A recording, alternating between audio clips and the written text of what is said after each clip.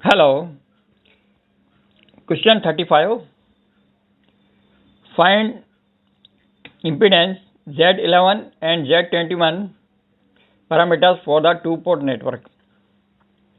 One diagram is given here. Solution. For finding impedance Z11, make the output open circuit.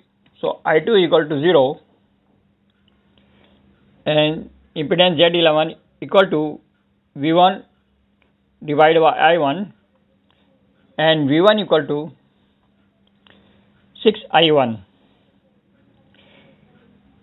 So Z11 equal to 6I1 divided by I1, this is equal to 6. Next we have to find impedance parameter Z21. This is equal to V2 upon I1. So put the value of V2. This V2 equal to 5I1. So Z21 equal to 5I1 divided by I1. So Z21 impedance parameter equal to 5.